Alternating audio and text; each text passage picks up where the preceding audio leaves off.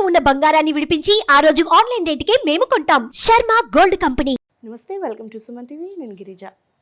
2025 నూతన సంవత్సరంలో భాగంగా ద్వాదశ రాశుల వారికి ఏ విధంగా రాశి ఫలితాలు ఉండబోతున్నాయి, వారి నక్షత్ర పరంగా ఎలాంటి ఫలితాలని లేదంటే ఎలాంటి అదృష్టాన్ని వాళ్ళ దరికి చేరుతుంది, అండ్ అలాగే ఈసారి కనుక మనం చూసుకుంటే గ్రహాల విషయానికి వస్తే 4 గ్రహాల మార్పు అనేది ఈ నూతన సంవత్సరంలో సంభవిస్తోంది. సో కొంతమందికి అయితే శని గ్రహం వదలటం వల్ల అమ్మయ్య అనుకునే పరిస్థితిలో ఉన్నవారు కొన్ని రాశుల వారైతే, ఇక మిగతా రాశుల వారైతే అబ్బా శని పట్టేసుకుంది అని బాధపడేవారు మరికొంతమంది. సో ఏ రాశి వారికి ఎలా ఉందో తెలిపేందుకు ఇవాళ మనతో పాటు ప్రముఖ జ్యోతిష పండితులు గోనుగుంట్ల సురేష్ బాబు గారు ఉన్నారు. వారితో మాట్లాడి తెలుసుకునే ప్రయత్నం చేద్దాం. నమస్కారం గురువు గారు. నమస్కారం అండి గిరిజ గారు. గురువు గారు, కుంభరాశి వారికి 2025వ సంవత్సరం నూతన సంవత్సరం కాబట్టి, సో ఈ సంవత్సరంలో ఆ రాశి వారికి మేజర్గా ఎలా ఉండబోతుందంటారు రాశి పరంగా అలాగే నక్షత్ర పరంగా? అండ్ అదే కాకుండా వాళ్ళకి ఏలినాటి శని నడుస్తుంది ఇంకా, సో ఆ ప్రభావం ఏ విధంగా ఉండబోతుంది అంటారు? ఒక్కసారి తెలియజేస్తారా? గిరిజ గారు, మనం ఫస్ట్ ఒక బేసిక్ క్వశ్చన్, అసలు రాశి ఫలాల వల్ల ఉపయోగం ఏంటి, ఎంతవరకు మనకు ఉపయోగపడతాయి అని తెలుసుకుందామండి. ఫస్ట్ మనకు వచ్చేటప్పటికి మనిషి చేయాల్సిన పనులు 4 ఉంటాయండి. ధర్మము, అర్థము, కామము, మోక్షము. ఈ భూమి మీద మనకి సోల్ ఈ శరీరంలోకి ఎంటర్ అయిన తర్వాత మళ్ళీ శరీరం వచ్చి వదిలిపెట్టే వరకు ఇది ఎక్స్పీరియన్స్ అవుతూ ఉంటుందండి. వీటికి 4 రకాల చుట్టూ తిరుగుతూ ఉంటుందండి. ఒకటి ధర్మానికి సంబంధించి, ధనానికి సంబంధించి, తనకన్నా ఏమైనా కోరికలు ఉంటే కోరికలకు సంబంధించి, అలానే మోక్షానికి సమాజంలో ఉన్నతంగా ఎదగాలి అన్న ఒక తృష్ణతోటి మనిషి ఉంటూ ఉంటాడు అనమాట. అయితే వీటిని సాధించుకోవడం అంత ఈజీ కాదండి. చాలా ప్రతికూల పరిస్థితులు ఉంటాయి, ఎన్నో నెగిటివ్ ఫోర్సెస్లు ఉంటాయి అన్నమాట. అయితే మనిషి ఏ నెగిటివ్ ఫోర్సెస్లు ఏ టైంలో ఉంటాయి అని కనుక మనం తెలుసుకోగలిగితే లైఫ్ అంతా బ్లిస్ఫుల్గా హ్యాపీగా ఉంటుంది అనేది ఒకటి అనమాట. అందుకని ఇది ఎలా సాధ్యం అవుతుందంటే, జ్యోతిష శాస్త్రం అనే ఒక గొప్ప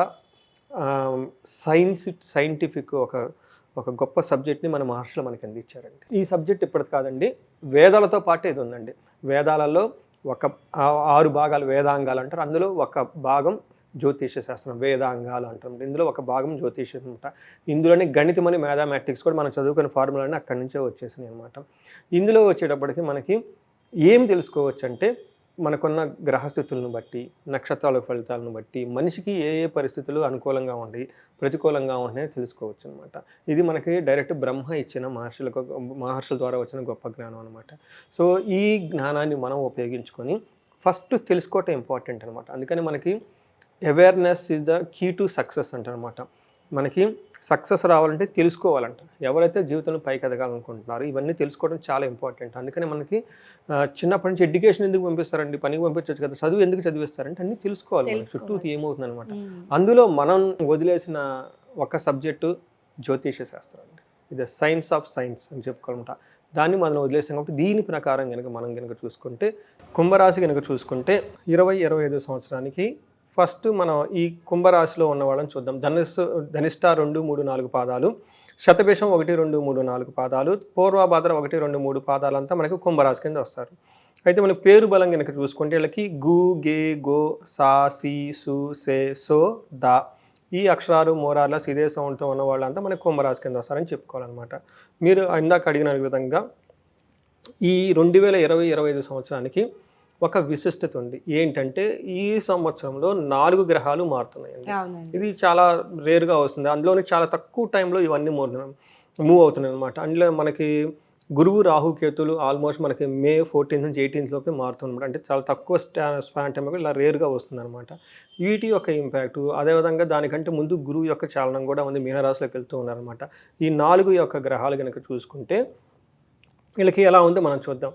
ఫస్ట్ మీరు అడిగిన విధంగా కుంభరాశి వారికి లాస్ట్ 5 సంవత్సరాల నుంచి ఏలినాటి శనితో తెగ ఇబ్బందులు పడిపోతూ ఉన్నారండి. వాళ్ళ పడని ఇబ్బంది అనేది లేదనుకోవాలన్నమాట.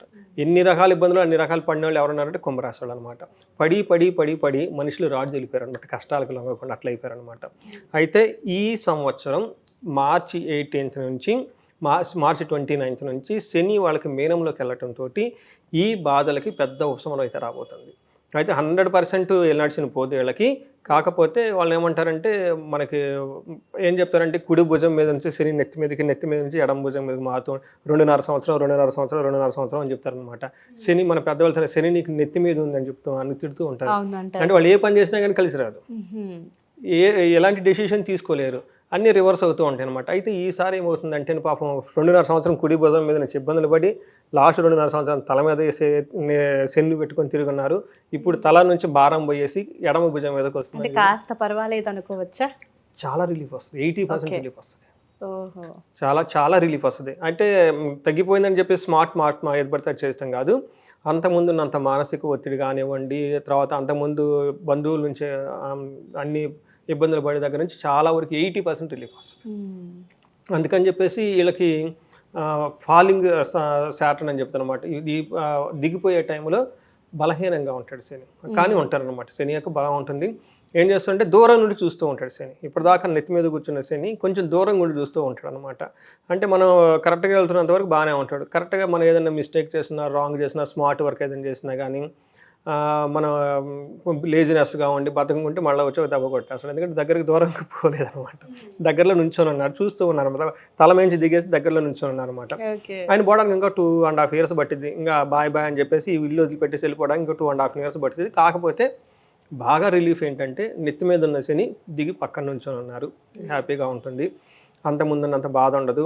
వీళ్ళకి ఈ టైంలో కొంచెం ప్రమోషన్లు రావటము, సమాజంలో గుర్తింపు రావటం, ధనానికి సంబంధించిన సోర్సెస్ ఉంటాయి కదా, ఆదాయం వచ్చే వనరులు కనపడటం, ఇవన్నీ బాగా కనిపిస్తూ ఉంటుంది. స్లోగా వీళ్ళు రోజు డే బై డే అన్నిటి నుంచి ఆ బాధల నుంచి అన్నిటి నుంచి బయటపడేసి చక్కగా ఒక నార్మల్ రావడానికి స్లోగా స్టార్ట్ అవుతుంది అనమాట. ఈ టైంలో శని పెట్టే బాధలు 20% ఉంటాయి. అంతకుముందు ఆల్రెడీ 80% అయిపోయింది, అన్ని ఇబ్బందులు అన్నీ పోయి ఉంటారనమాట. రెండోది ఏంటంటే వీళ్ళు కూడా పాపం అన్ని బాధలు పడి బాధలు ఉన్నా కానీ ఇది ఓకే, దాని గురించి పెద్దగా ఏమంటారు చెల్లించరు వీళ్ళు. చూసాం కదా ఎంతకంటే పెద్ద ఏ ఉందిలే అన్నట్లు ఒక యాటిట్యూడ్ కూడా వీళ్ళు కూడాను ఒక ఏమంటారంటే సమాన భావం ఉంటుంది కదా, న్యూట్రల్ ఫీలింగ్తో ఉంటారనమాట. మంచి జరిగినా చెడిగినా కానీ లైట్గా తీసుకునే ఒక మనస్తత్వంతో వీళ్ళు కూడా అలవాటు ఉంటారు కాబట్టి లాస్ట్ 5 years. బట్ మేజర్గా రిలీఫ్ అయితే వచ్చేస్తుందని మనం చెప్పుకోవాలి. శనితో పాటు వీళ్ళకి శని 2వ ఇంట్లోకి వెళ్తాను అనమాట. అయితే ఏమేమి కష్టాలు ఉంటాయి అంటే ఈ టైంలో కూడాను అప్పుడప్పుడు ఏదైనా కార్యక్రమం చేస్తూ ఉంటే ఆ కార్యం నశిస్తూ ఉంటుంది అనమాట. అంటే బాగానే ఉంటుంది, ఇంప్రూవ్మెంట్ ఉంది, కానీ స్టిల్ ఏదైనా పని చేస్తే పనిలో ఏమంటారంటే ఫలితం రాకుండా ఉండే అవకాశం కూడా ఎక్కువగా ఉంటుంది. సొంత వాళ్ళతో గొడవలు పడే అవకాశం ఎక్కువగా ఉంటుంది. ఫ్రస్ట్రేషన్ ఎక్కువైపోయి ఏదో స్మార్ట్ వర్క్ చేద్దాము, పాప చింతన ఏదో ఒక పాప పని చేద్దామన్న ఒక ఆలోచన కూడా ఎక్కువగా ఉండే అవకాశం ఎక్కువగా ఉంటుంది. బట్ ఓవరాల్గా చాలా అయితే రిలీఫ్ ఉంటుందని మనం చెప్పుకోవాలి. గురువు ఏం చేస్తున్నారంటే వీళ్ళకి ఇంకొక మంచి హ్యాపీ న్యూస్ రాబోతుంది. ఏంటంటే వీళ్ళకి గురువు మే వరకు 4వ ఇంట్లో ఉన్నారండి. ఆ తర్వాత వీళ్ళకి 5వ ఇంట్లో వెళ్ళటంతో ఇది అదృష్టం. సో ఒకటి శని బాధల నుంచి విముక్తి స్లోగా లభిస్తుంటుంది. గురువు మే తర్వాత కూడాను వీళ్ళకి 5వ ఇంట్లో ఉండటంతో చాలా బాగా కలిసి వస్తుంది వీళ్ళకి.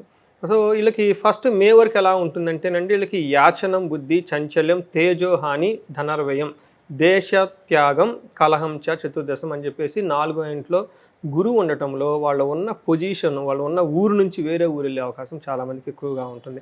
ట్రాన్స్ఫర్ అవటం కానివ్వండి, లేదంటే ఉన్న ప్లేస్ కలిసి రాక వేరే ప్రాంతానికి వెళ్ళే అవకాశం చాలా ఎక్కువగా ఉంటుంది. తర్వాత హెల్ప్ కావాలని చెప్పేసి చాలామందిని అడుగుతుంటారు, నాకు అది కావాలి, నాకు ఇది కావాలి, ఇది ఇస్తారా అది ఇస్తారని ఒక యాచనం లాంటి ఫీలింగ్ కూడా ఎక్కువగా ఉంటుంది. అక్కడ నుంచి వాళ్ళకి తేజో హాని ధనర్వ్యయం, వాళ్ళలో ముఖంలో కళ లేకుండా ఉండి ధనానికి ఇబ్బంది పడి ఒక ఉండే మనస్తత్వం లాగా ఉంటారనమాట ఇప్పుడు మే వరకు.